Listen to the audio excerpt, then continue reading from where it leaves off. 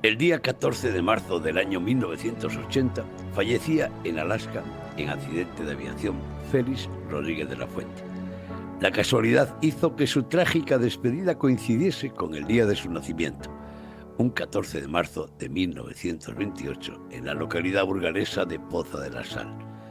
Este triste acontecimiento no solo consternó a sus paisanos burgaleses, sino a toda España y a la comunidad científica que en aquellos años iniciaba una lucha por la defensa de los animales y la naturaleza.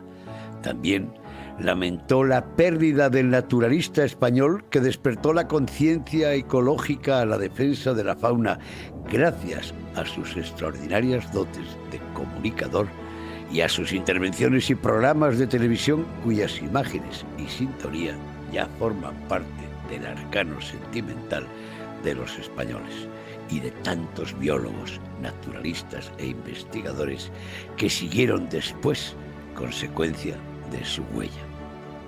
Una huella que liga al naturalista al territorio de Castilla y León, que fue el germen de su obra.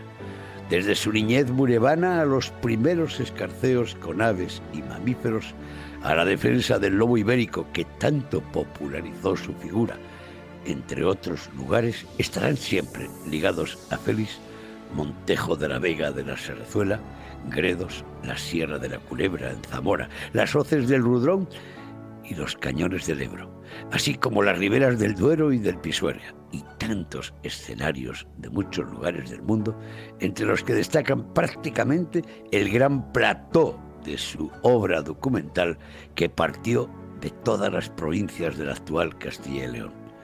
Este año se celebra el 40 aniversario de su fallecimiento y por este motivo acudimos al archivo del Arcón para ofrecerles la voz y el testimonio de su huella, de sus familiares y amigos, secuencias de su obra que sin duda en el futuro contará en este programa con versiones de actualidad sobre nuestro paisano, el amigo de la humanidad, el burgalés universal, el naturalista de auténtico culto en el planeta que él pintó de azul. Comenzamos con Odile Rodríguez de la Fuente, hija del naturalista, que recordaba así, hace tan solo unos días, aquellas primeras secuencias con lobos junto a su padre, y la impresión que recibió cuando recientemente, en Segovia, volvió a encontrarse con el que fuera un icono en la defensa de la fauna ibérica para su padre.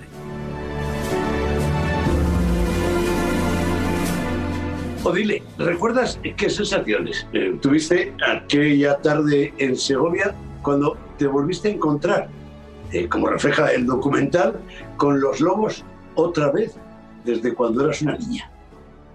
Pues sí, es verdad que así fue porque yo tuve contacto con los lobos, pero en mi primera infancia, claro, mi padre desaparece cuando yo tengo 7 años y mis encuentros fueron pues de una niña probablemente de 6, 5, es decir, que eran recuerdos muy difusos. Y es verdad que en Segovia fue la primera vez que volví a estar con lobos en primera persona y las sensaciones son increíbles. Yo creo que es una experiencia que todo el mundo tiene que vivir porque es una mezcla de respeto, de miedo, de curiosidad, de admiración y luego, bueno, pues en mi caso, claro, recordar a mi padre me hizo recordarle y estar, pues eso, con un animal con tanta potencia, ¿no? Y que destila todo lo libre y lo salvaje, pues es una gozada. En este documental recogemos el testimonio de muchos, incluso amigos de la infancia, muchos paisanos, que en el pueblo de tu padre, en Poza de la Sal, lo recuerdan, incluso con esculturas en las calles y placas. Esa sensación que percibimos de que le siente el suyo en Poza de la Sal, nos pasa lo mismo en Castilla y León. En Burgos, ¿es burgalés el naturalista universal? Bueno, pues yo, desde luego, te puedo dar testimonio, a lo mejor no tanto de la gente de Burgos o de otras zonas de Castilla y León, pero sí que a nivel de toda España e incluso Latinoamérica, mi padre hablaba muchísimo de Castilla la Vieja, se veía a sí mismo como un castellano viejo, hablaba muchísimo de sus orígenes en un pueblo de Burgos, ¿no?, de Poza de la Sal, y a mí mucha gente me ha hablado de mi padre como castellano viejo, que me hace mucha gracia porque él lo llevaba además con muchísimo orgullo y yo creo que es de las pocas personas de la actualidad, aunque haya desaparecido hace 40 años, pero vamos, de recientes, que utilizara un léxico tan rico y un castellano, ¿no?, con muchísima terminología incluso del medievo, pues que hemos tenido la suerte de disfrutar con medios de comunicación ya como la televisión o como la radio. Entonces la gente sí que le reconoce en general como un castellano, sí, castellano leonés.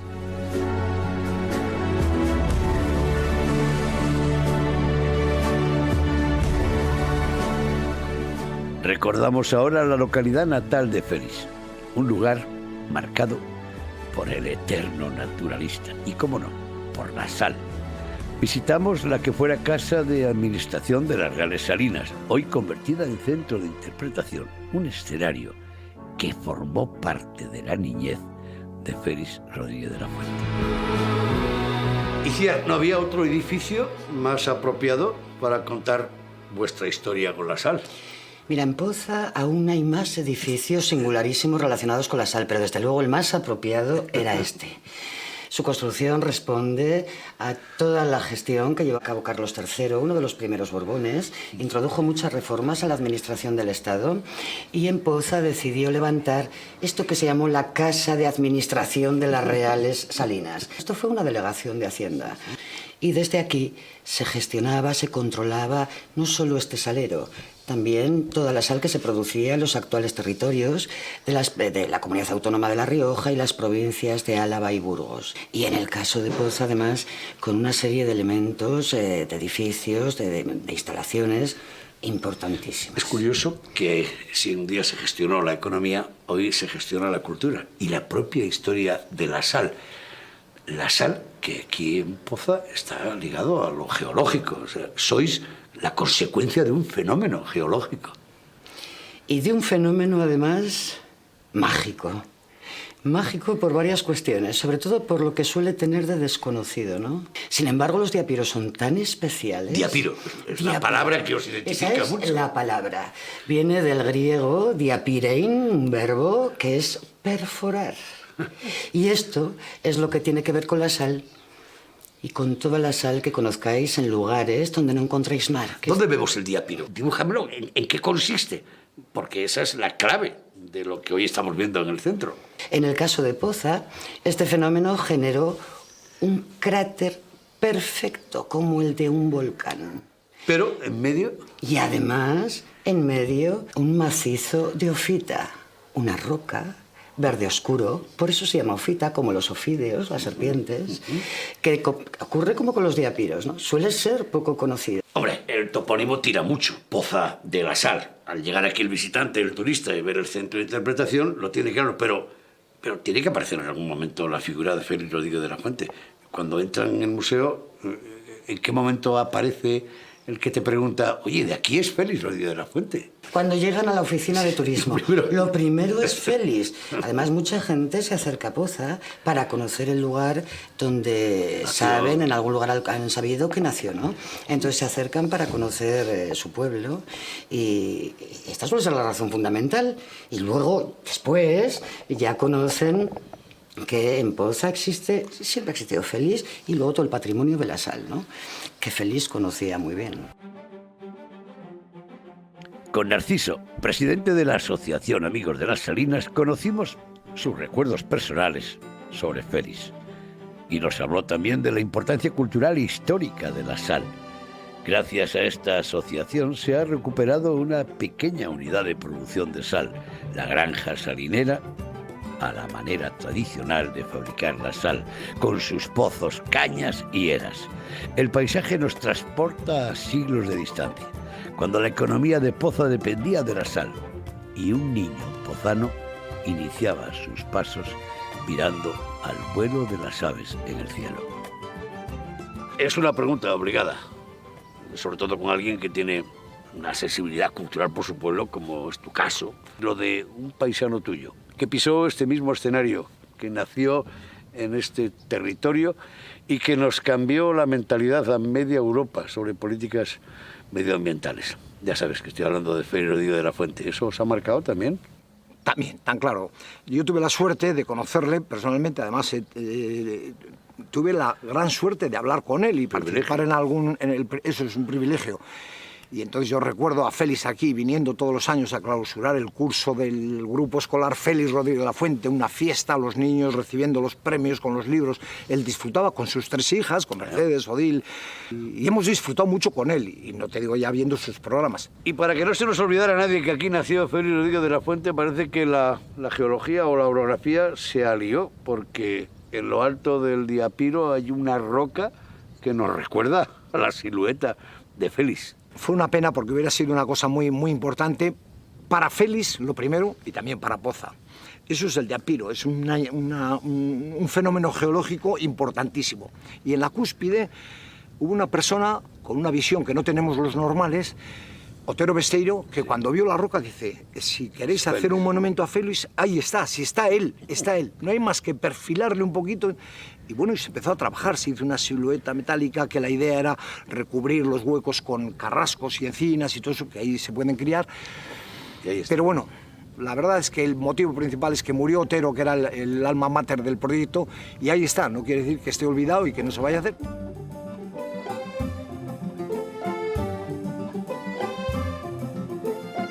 Odile asume que el territorio de Castilla y León fue el escenario más frecuentado y al mismo tiempo el cimiento de muchos de los trabajos de campo de Félix Rodríguez de la Fuente. En su último libro recoge la fuerza del mensaje de Félix que ha trascendido hasta nuestros días.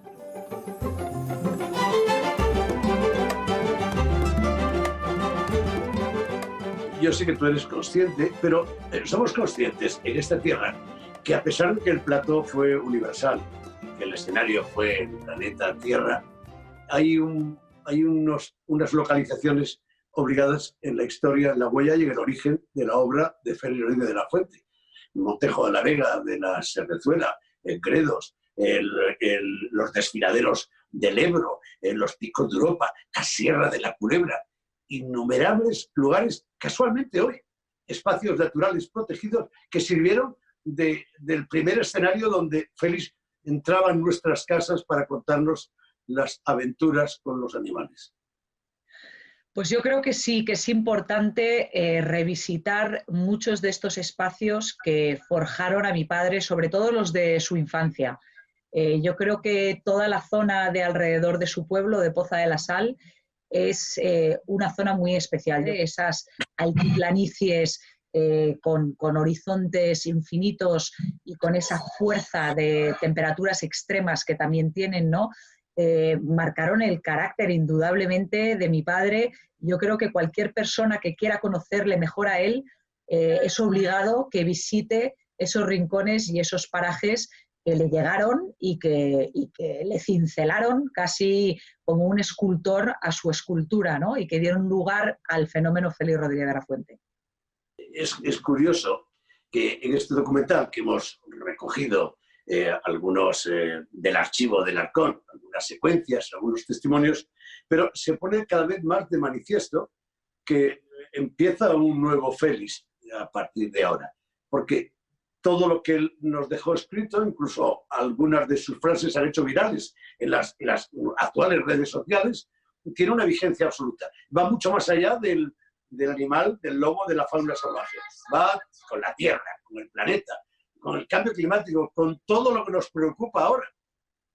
Sí, sí, yo creo que es lo que he tratado de hacer un poco en este libro que he sacado, es reivindicar que mi padre fue mucho más que la acepción, desde luego, una acepción muy cariñosa y hecha desde el cariño que siempre le han manifestado los españoles del amigo de los animales, pero que a mi juicio se queda corta, ¿no? Es reduccionista y que con el tiempo, con los años que van pasando desde que nos dejó, pues se convierte un poco en una caricatura de una persona popular de los 70, también un poco por lo precario de los medios de la época, y que, bueno, pues fue un aventurero, sí, una persona que nos trajo la naturaleza a los salones de todas las casas cuando en aquella España se le daba la espalda a la naturaleza, pero fue mucho más, fue realmente un humanista y en todo caso fue el mejor amigo de la humanidad, porque mi padre tenía una profunda confianza en nuestra especie, una confianza en nuestra capacidad de enmienda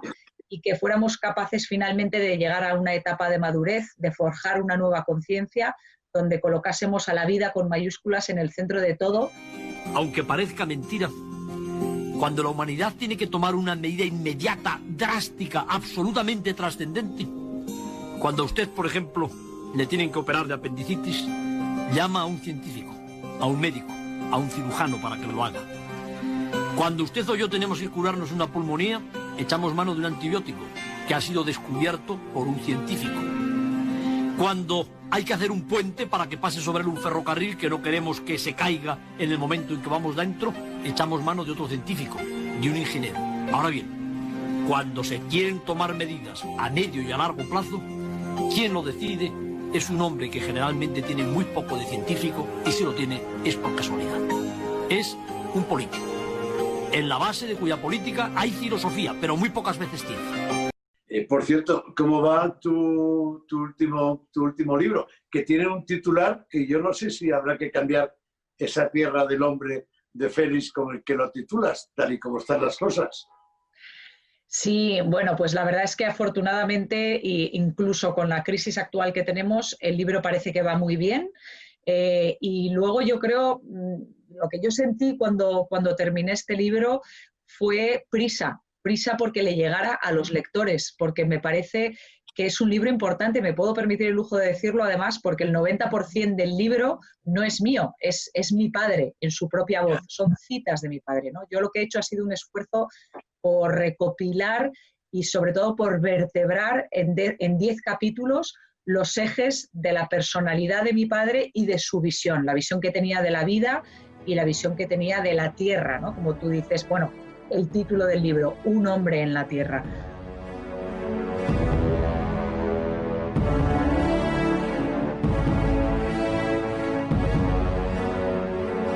En otra ocasión, tuvimos la oportunidad de charlar con quien, sin duda, mejor recuerdan la niñez del genial Félix Rodríguez de la Fuente. Sus viejos amigos, los de la infancia, aquellos con los que correteó por el páramo, el entorno del Diapiro, las Salinas y las calles de Poza de la Sal. Poli y Antonio recordaban así a su amigo Félix, el de los tres cielos. Poli y Antonio, vosotros sí que conocisteis a Félix cuando era un chaval. De niños, los dos. Y yo comía en casa de él y él comía en mi casa. O sea que como hermanos éramos. Oye, donde nos hemos encontrado ha sido en la calle, en la casa donde nació Félix, ¿no? En esa casa. Sí, yo vivía enfrente mismo. Y por el silbo teníamos un tono ya que nos silbábamos y llamar. Eso le encantaba de llamarnos y marchar. Cuando era niño ya tenía afición por los animales. Todo. Y no teníamos otra cosa, aquí no teníamos más juguetes que eso, pues a nidos y a todo. ¿Y tú qué recuerdas, Antonio? Yo recuerdo lo mismo porque en aquellos años era muy difícil que el abuelo de él se casó con tres mujeres, que en aquellos años no existía en todos los pueblos nadie. Y se casó primero con una que tuvo a la madre de él, al tío, a 4. Y luego se casó con 2 hermanas de mi padre y nos tratábamos con la familia. Y luego ya cuando empezó con los halcones, cuando se libró de la mili, fue cuando vino por mí aquí y fuimos a Briviesca de extraerles allí. De niño apuntaba ya. Que de niño ya él tiraba a todo, era un valiente y tal. Y hasta para meternos en una calle, eso por la gatera, nos hacía pruebas con la cabeza. Se entraba, porque éramos 2 muy pequeños, yo y delgadillos. Nos metía alumbrada y teníamos que entrar por el agujero de la gatera, abrir la puerta para entrar en las casas que estaban criando las golondrinas o eso así. Estábamos en Briviesca, yo le decía mucho, oye, vamos a dejarlo que no hacemos nada. Dice, yo lo que quiero llevarlo a Madrid y darlo a conocer. Porque nosotros teníamos un permiso de Jaime de Fossá para que podíamos cazar en todos sitios para adiestrar los halcones con el hurón y con todo. Y nos dieron entonces, por mediación del alcalde de Burgos, no porque hace estos 63 años ya, él tenía 27, yo tenía 23, nada más venido de la mili, nos dieron 40.000 pesetas y una moto de caballería de cesta. Y 300 palomas de Valladolid que nos mandaron también. ¿Félix venía mucho a su pueblo? Sí, hombre, siempre que podía. Sí, 2 meses antes de morir, Estuvo y yo le dije, ¿pero a qué vas? Dice, pero si me lo paso maravillosamente. Si a mí ya sabes que quería ser capitán de marina, porque el padre, él no quería ahí venía lío, él ha sacado todos sobresalientes en medicina, estuvo para locos con un Villacián, estuvo ya después en Madrid con un dentista y eso es lo que ejercía al último. ¿Cómo recordáis la noticia cuando os enterasteis y el entierro? ¿Cómo lo recordáis? Yo iba al corral, al ganado, porque yo no pude seguir en Briviesca ni eso. Yo ya, cuando se puso así, yo tenía que estar ya cambió de vida, pero amigos como hermanos. Y un vecino me dice, Poli, ¿no sabes lo que has de eso? Digo, ¿qué? Yo tenía una viga mal en el corral y había pegado una nevada. Dice, que han matado a tu amigo Félix. Me quedé cortado. Pero yo pensaba que se había hundido el corral, que vivía al lado. Y a mí me lo dijo don Feliciano, que bajaba todas las pasetas para las vacas y se ha matado Félix. Y en aquel momento que salía don Feliciano de casa, le voy a preparar la capa, que la van a enterrar, que no dio, la van a enterrar aquí.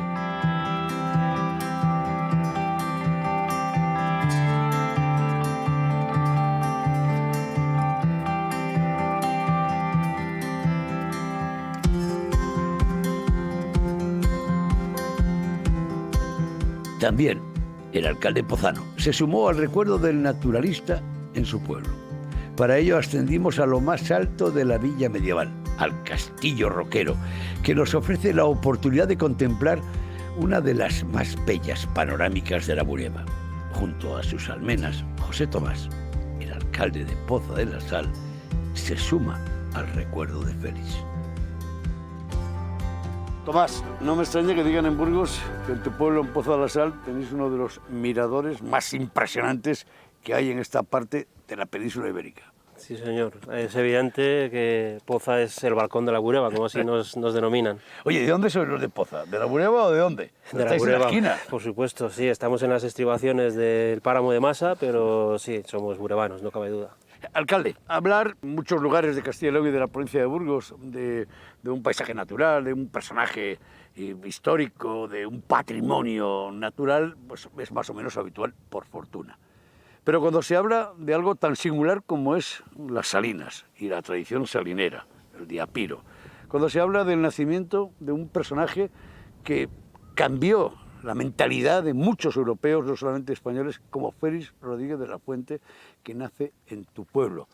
Eso tiene que condicionar ser alcalde de una localidad así. Sí, la verdad que es un privilegio para nosotros contar con el patrimonio monumental con el que contamos, con el patrimonio salinero y además ser, como dices, la cuna del insigne pozano Félix Rodríguez de la Fuente, nuestro paisano.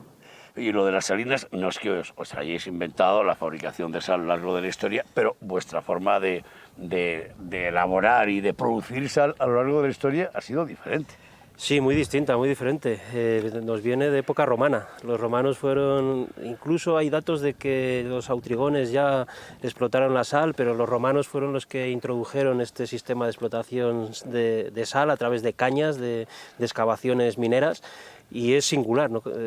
Yo personalmente no conozco ninguna otra salina en el que se explote la sal de esta manera, a través de excavaciones en la tierra, de cañas, que llamamos aquí. Es curioso, hasta el castillo y la arquitectura militar en tu pueblo, en Poza de la Sal, es diferente, porque este castillo roquero no tiene nada que ver lo que habitualmente vemos. No, la verdad que el castillo de Poza, yo siempre lo digo, el emplazamiento es espectacular y es singular. Las estribaciones del diapiro se construyó para albergar o para vigilar lo que es el diapiro, la extracción de sal de todo el diapiro de Poza. Y bueno, pues ya veis, está en unas condiciones hasta la fecha pues muy buenas. Se puede visitar en cualquier momento y la vista es, como podéis apreciar, espectacular. A nadie se le escapa que teniendo la figura de Félix Rodríguez de la Fuente, algo tan singular como son las salinas con su centro de interpretación, un paisaje impresionante, los turistas no tendrán hueco para meterles. Sí, la verdad que tenemos gran demanda de turismo. La verdad que somos visitados habitualmente por un gran número de turistas, sobre todo los fines de semana, y ahora en época estival pues todavía más. Sí, sí, la verdad que junto con Raíces de Castilla, junto con las villas de Oña, Frías y Poza, formamos un triángulo turístico singular y que la verdad que merece la pena pasearse por estos lares. Tomás, tú eres un alcalde relativamente joven y han pasado muchos años desde aquellos acontecimientos del fallecimiento de Félix y posterior entierro. Ha pasado mucho tiempo. Algún día Poza de la Sal tendrá la huella de Félix desde el punto de vista cultural, histórico, turístico, más fuerte del que tiene ahora. Yo confío que sí, estamos trabajando arduamente en ello. Yo sí que, como dices, bueno, soy joven, entre comillas, yo soy de la década de los 70, soy casi un hijo de Félix. Yo mamé las historias de Félix, era de los que cenaba rápido para ver el programa de Félix en televisión española.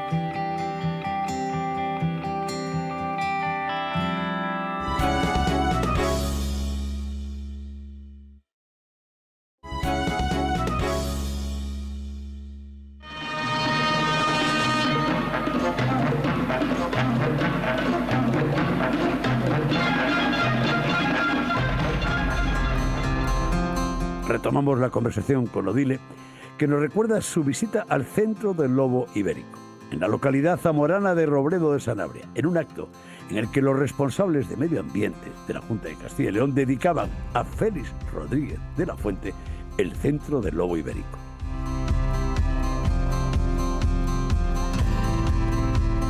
Compartimos una jornada cuando en un lugar de la Sierra de la Culebra, de la Sanabria profunda, el Centro del Lobo Ibérico en Robledo dedicaba a tu padre, a la figura de Félix Rodríguez de la Fuente, el centro. ¿Qué recuerdas de aquel día? Hombre, para mí es un homenaje que realmente está a la altura de su legado, porque mi padre fue una persona que utilizó a los animales como los mejores vectores de seducción de las personas, ¿no? Para enamorarlos de la naturaleza, para reconectarlos con la naturaleza. Y yo creo que en el Centro de Robledo además se utiliza pues una de sus especies más emblemáticas, como es el lobo, para seguir ejerciendo esa magia. Porque el lobo, aunque esté en cautividad, como es en el caso de Robledo, muchos de estos animales, y tiene que quedar claro, son animales que están en condiciones de semilibertad, es decir, que están en las mejores condiciones, con grandes extensiones, y sobre todo que son animales que no se pueden reintroducir en la naturaleza. Y aunque estén en estas condiciones, siguen siendo los mejores protagonistas de su historia, ¿no? Siguen ejerciendo esa magia y siguen entrañando y destilando pues eso que le atrajo tanto a mi padre, que era pues el sentido de la libertad y de lo salvaje que tiene el lobo en su mirada y con la que se pueden encontrar pues todas las personas que visiten este centro.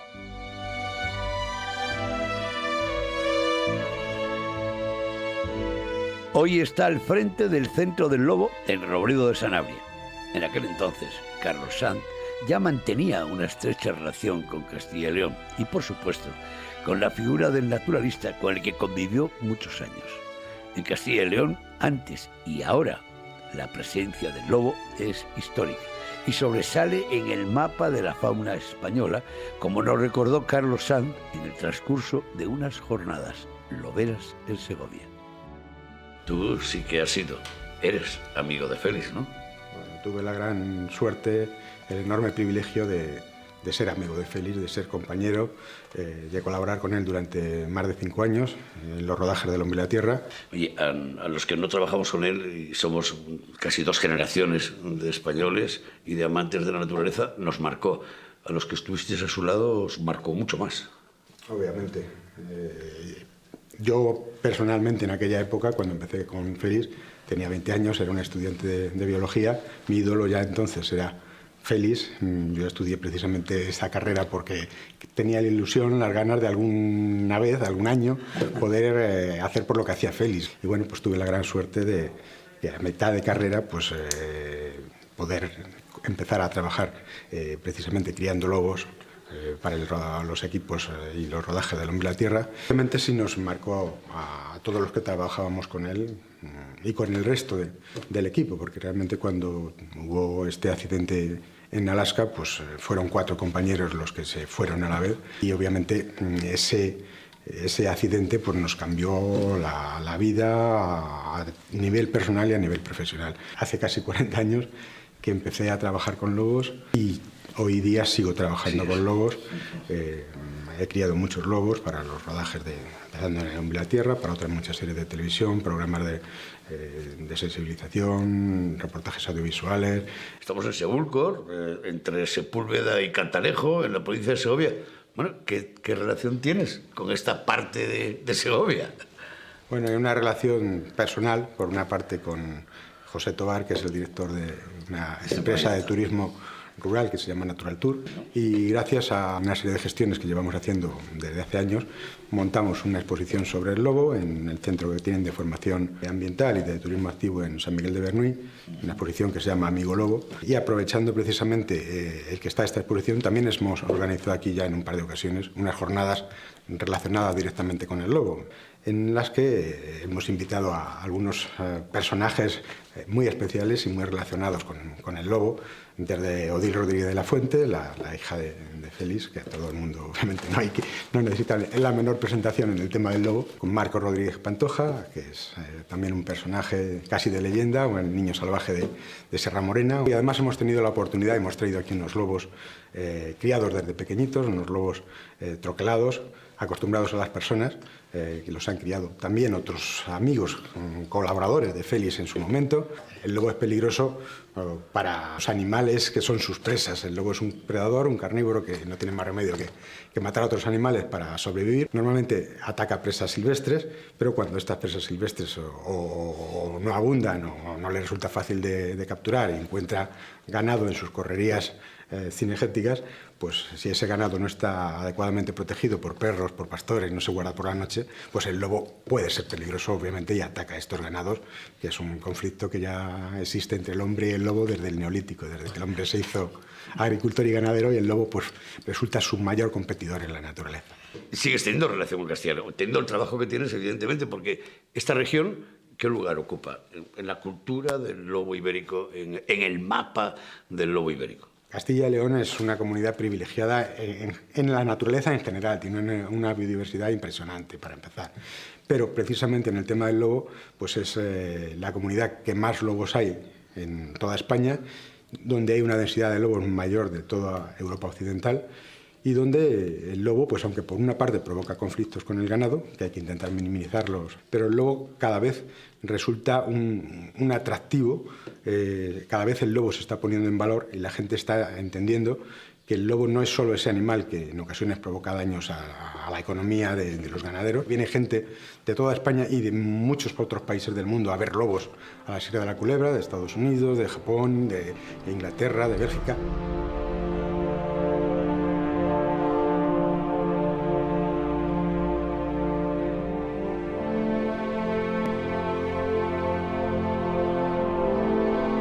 Hoy está dedicado a Félix Rodríguez de la Fuente.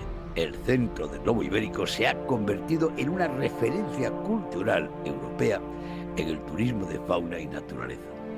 Recién inaugurado visitamos el centro y conocimos cómo se abordaban aspectos fundamentales para entender la importancia de esta especie como dinamizadora del medio rural, su controvertida convivencia con el hombre y su vínculo histórico con la sociedad rural, además de su componente biológico y ecológico. Víctor Casas, buen conocedor del escenario natural zamorano, fue quien se encargó entonces de diseñar los contenidos y gestionar las visitas al centro. Víctor, para alguien como tú, ha tenido que ser un privilegio llenar de contenidos el Centro del Lobo Ibérico de Castilla y León. Pues sí, la verdad, muchas gracias por esto, pero para un biólogo como yo, que crecimos viendo a Félix en la tele y a sus lobos, pues es un auténtico, una gozada haber llegado aquí, poder seguir su huella, ¿no? Humildemente un poco seguir su línea de defensa, de interés, porque la gente conociera al lobo como un animal magnífico, interesantísimo, lleno de contenidos y lleno de magia. Y sí, en ese sentido estoy muy contento. ¿Has conseguido trasladar todo lo que encierra la cultura del lobo? Es muy amplia y es muy difícil poder llegar a eso. Lo he intentado. Uno cuando hace un centro de este tipo, cuando haces un museo, nunca llegas al 100% de tu meta.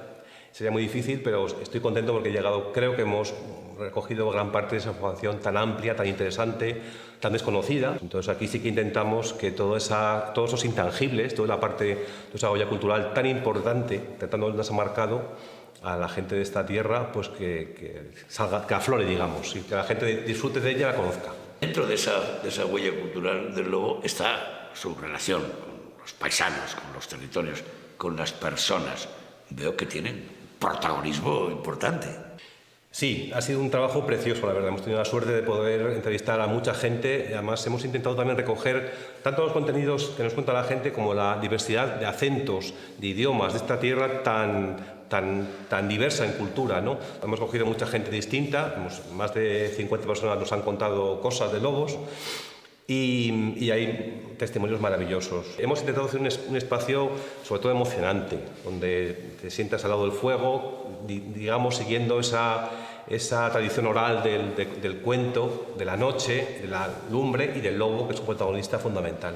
En fin, todo eso que digamos que está en el ámbito de los investigadores, también lo hemos querido exponer para que el público lo pueda conocer. En este caso, bienvenidas sean, bueno, y casi siempre, las nuevas tecnologías que nos permiten ver imágenes que de otra manera no podríamos hacerlo. Claro, la tecnología nos permite cada vez hacer cosas más interesantes y más chulas en el sentido visual. En este caso hemos colocado a una de las lobas del centro una cámara GoPro para que sea ella la que grabe su territorio y que grabe los demás lobos de su grupo, y emulamos una partida de caza de un grupo de lobos, ¿no? Porque claro, el lobo ibérico es un animal nocturno.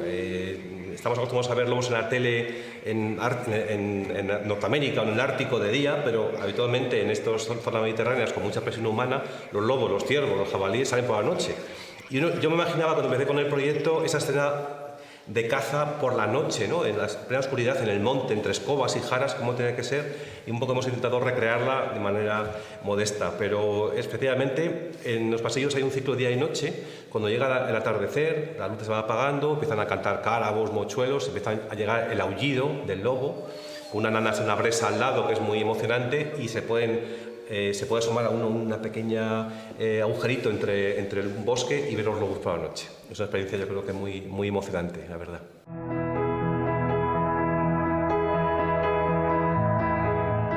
Pero las caras que los visitantes ven a diario son las de los monitores del centro. Un grupo de jóvenes que ha visto logrado su sueño: unir a su formación universitaria con la posibilidad de trabajar con el lobo y en su tierra, en Sanabria.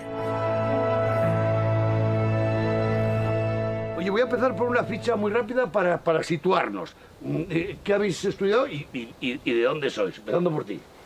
Soy de Vime de Sanabria y he estudiado biología. ¿Y tú? Yo bióloga también y de Puebla de Sanabria. ¿Y tú? Yo biólogo también de Puebla de Sanabria, como ella. ¿Y tú? Yo soy bióloga también y soy de Robledo de Sanabria. ¿Y en tu caso? Yo soy de Pedrazales y estudié capataz forestal. Oye, todos vinculados. Manolo, ¿en tu caso? En mi caso, yo soy maestro y soy de Puebla de Sanabria. Oye, impresionante lo que acabo de escuchar. Desde luego. Da gusto contar con gente preparada de la comarca y trabajar en un centro de esta envergadura, desde luego que sí. En un centro de esta envergadura, la figura de un maestro, por la parte didáctica, es obligado. Hombre, es importantísimo. Conseguir que la gente que venga aquí salga con un concepto del lobo diferente al que venía ya es importante, y la didáctica es primordial. Oye, en algún momento, cuando estabais estudiando biología en Salamanca, por lo que veo sois muchos, ¿imaginasteis por un minuto que ibais a trabajar en el mejor centro del lobo que iba a haber en la península ibérica? La verdad es que uno cuando está fuera, estudia, pues eso, algo que siempre le ha gustado, pues siempre piensa, siempre sueña con trabajar en su tierra, que es donde se ha criado, con tanta leyenda, con el lobo. Y la verdad es que es un sueño trabajar aquí. Oye, ¿ese sueño lo trasladáis a los visitantes? ¿Qué dicen cuando se encuentran con los contenidos del centro? Pues mucha gente de la que viene a visitarnos pues tiene unas experiencias. Han vivido con lobos, les han visto cuando están con el ganado, y mucha gente se queda impresionada del edificio y de los lobos que pueden visitar fuera. Ruth, los niños alucinarán. Sí, para los niños los lobos siempre han estado asociados a través de los cuentos, las leyendas, literatura, cine, así que verlo aquí en un contexto real es muy importante para ellos, impresiona. Supongo que la presencia del lobo en directo, que le están viendo vivos, moviéndose, eso tiene que fascinar al público, ¿no? Sí, la verdad es que no están acostumbrados la gente a verlo en la vida real, es muy difícil observarlo, y verlo aquí de cerca, la gente se queda impresionada y admirada. En tu caso, viniendo de Forestales, los dos estáis en el mismo ámbito, tanto tú como el lobo. Sí, exactamente. Los dos nos movemos entre robledales, pinares, abedules, y la verdad es que es una fascinación poder estar trabajando en medio de la naturaleza con estos animales tan fantásticos.